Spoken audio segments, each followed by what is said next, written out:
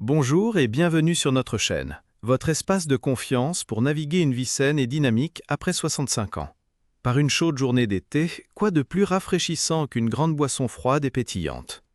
Pour beaucoup d'entre nous, prendre son soda ou sa boisson sucrée préférée est une habitude de toute une vie, un petit plaisir quotidien. Cela semble si inoffensif, une simple façon d'étancher notre soif et de profiter d'un moment de douceur.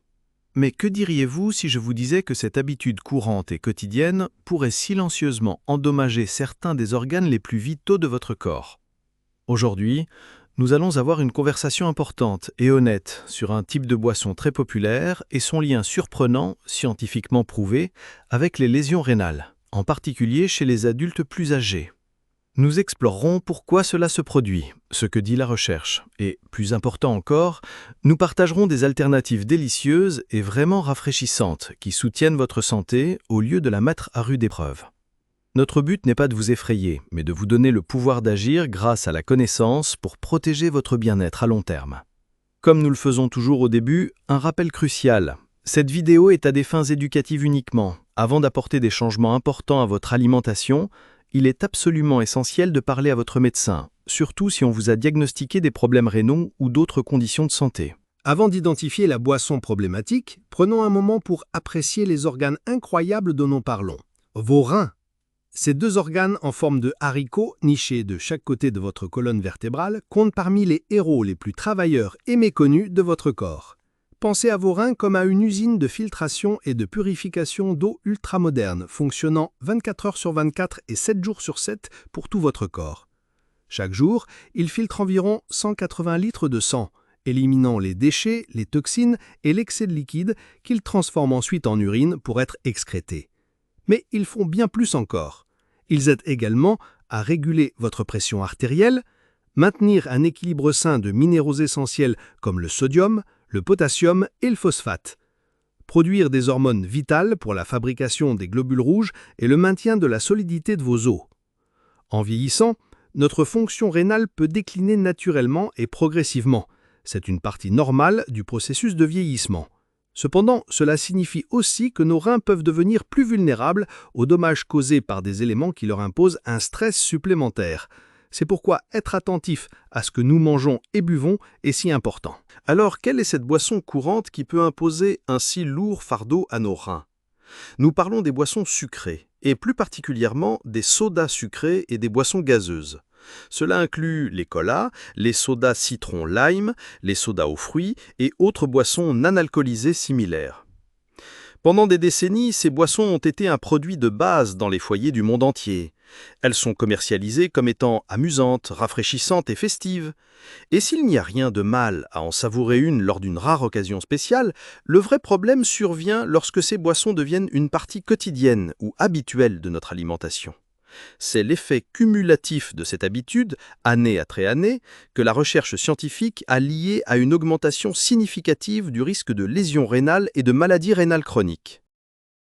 Comment une simple boisson sucrée peut-elle causer autant de problèmes à une usine de filtration aussi sophistiquée?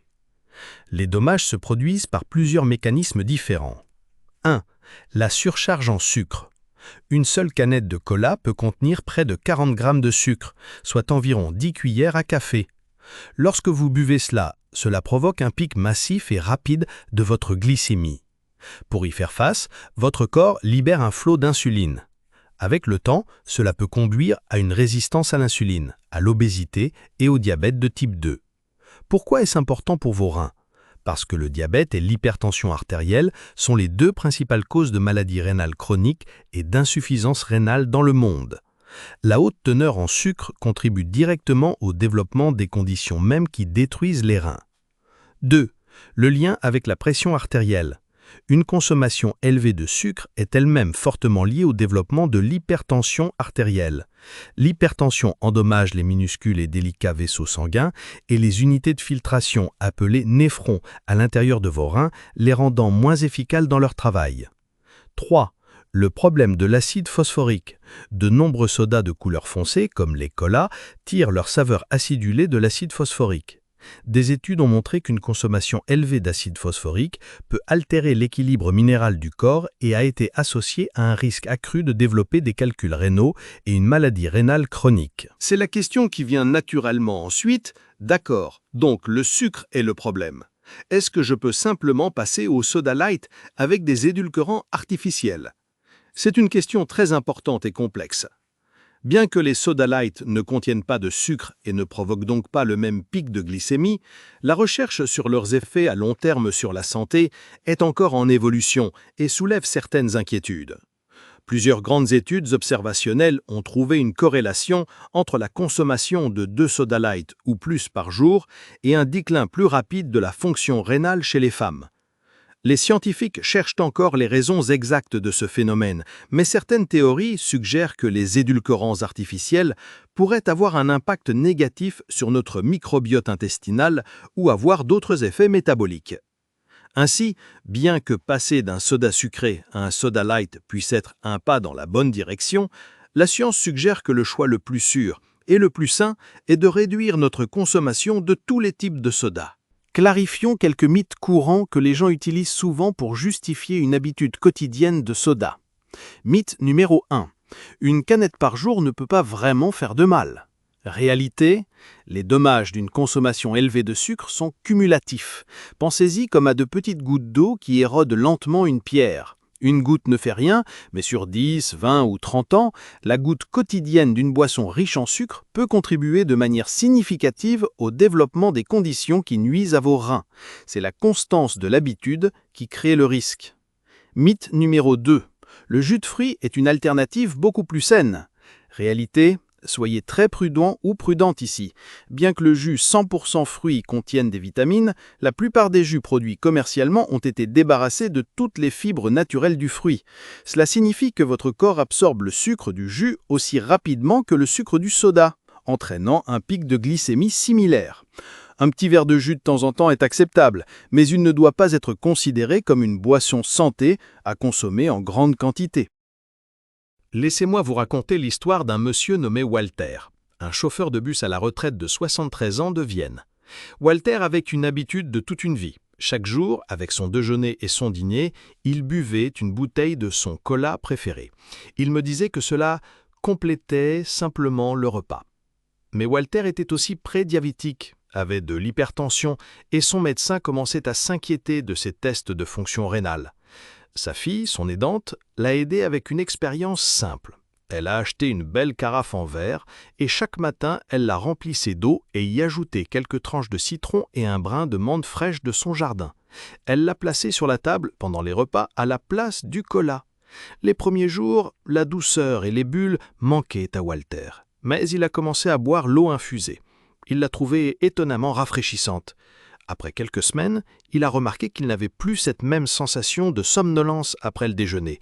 Il se sentait plus léger. Il a rompu l'habitude, non par la force, mais en la remplaçant par un nouveau rituel plus sain et tout aussi rafraîchissant. Rompre une habitude est beaucoup plus facile lorsque l'on a de délicieuses alternatives vers lesquelles se tourner. Voici quelques merveilleuses façons, respectueuses de vos reins, d'étancher votre soif. 1. L'eau infusée. C'était l'arme secrète de Walter. C'est incroyablement facile. Ajoutez simplement des tranches d'agrumes, citron, citron vert, orange, des concombres, des herbes comme la menthe ou une poignée de baies dans une carafe d'eau froide. Cela ajoute de la saveur avec pratiquement aucune calorie ni sucre. 2. Le thé glacé aux herbes non sucrées. Ici en Autriche, nous adorons notre Kräutertee. Préparez une théière de votre tisane préférée, comme la menthe poivrée, l'hibiscus ou le rooibos. Laissez-la refroidir et gardez-la au réfrigérateur pour un thé glacé merveilleusement rafraîchissant. Le thé d'hibiscus est particulièrement intéressant car certaines études suggèrent qu'il pourrait aider à réguler la pression artérielle. 3. L'eau gazeuse avec un trait de jus. Si les bulles vous manquent, l'eau minérale gazeuse est un excellent choix. Pour ajouter une touche de saveur, utilisez la règle du 90/10. Remplissez votre verre à 90% d'eau gazeuse et complétez avec seulement 10% de jus 100% fruits, comme la canneberge ou la grenade. Vous obtenez les bulles et un soupçon de saveur, sans la bombe de sucre. Si vous avez une habitude quotidienne de soda, l'idée d'arrêter peut sembler intimidante. Voici un plan doux en 3 étapes pour faciliter les choses. 1. Réduisez, ne vous contentez pas de restreindre. Si vous buvez actuellement 2 sodas par jour, n'essayez pas de passer à 0 du jour au lendemain. Cela peut être un choc pour le système. La première semaine, réduisez à 1 seul par jour. La semaine suivante, essayez 1 tous les 2 jours. Une réduction progressive est souvent plus durable qu'un arrêt brutal. 2. Trouvez votre pourquoi. Reliez l'acte d'arrêter à une raison puissante et positive. Ne pensez pas seulement « je dois abandonner le soda ». Pensez plutôt « je choisis de protéger mes reins » ou « je choisis d'avoir plus d'énergie l'après-midi ». Formulez-le comme un choix positif pour votre santé. 3.